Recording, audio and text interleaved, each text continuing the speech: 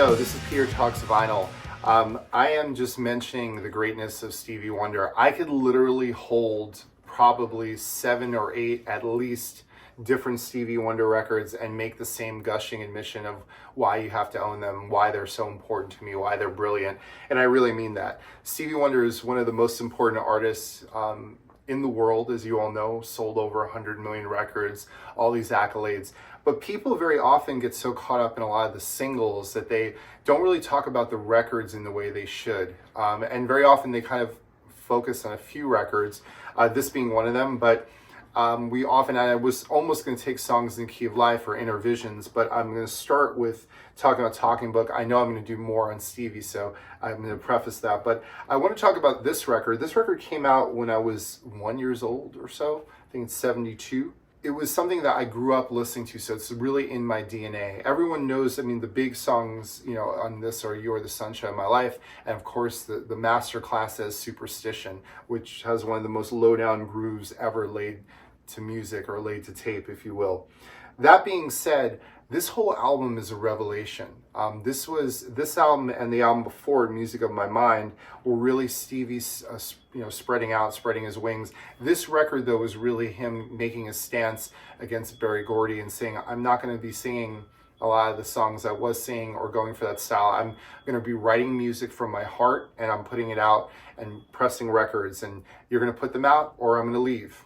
And I'm really glad that Berry Gordy had some vision. I hear that from books I've read, I've heard that Smokey Robinson had a lot to do with Stevie and Marvin Gaye being able to stretch out. Marvin Gaye the year before with What's Going On, and then Stevie with Talking Book, which essentially just made Motown even more the purveyors of really cutting edge, amazing music, right? This album, though, just knocks me out. Maybe Your Baby, one of my favorite groove songs ever. More importantly, a song like Big Brother, which to me is Stevie just with an acoustic guitar and harmonica and I think some tabla coming in and out, but some sort of percussion, and him just singing and sounding great. And as you know, Stevie played most or almost all the instruments on this record, although he has some great superstars. So Ray Parker Jr. is on this. Jeff Beck plays a killer solo on this. Jeff was a little pissed off because Stevie was supposed to give Superstition to him and he kept it for himself. Wise move, Berry Gordy.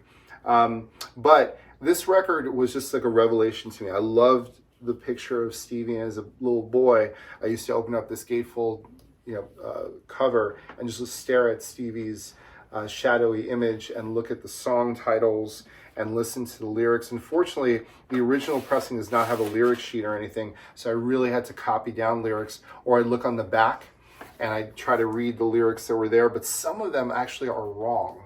And I figured it out as I was reading, which is interesting to me. So I always wondered if Stevie submitted this lyric sheet and then kind of was like, as he was recording, he was tweaking things. Or maybe just people wrote down things differently. There's so many stories, but he's just amazing. This is the album to me to really start to dive into Stevie and then buy everything he did in the 70s for sure. I would even argue all the way through 1982 or so. You must own everything. But this album, Talking Book, just a revelation, as is most of Stevie's work at this time. But I think this is a great entry point if you don't know where to start with Stevie and don't want just the hits. You're just going to be knocked out by the likes of Tuesday Heartbreak, or I believe When I Fall in Love with You, It'll Be Forever. Just amazing, amazing, beautiful music.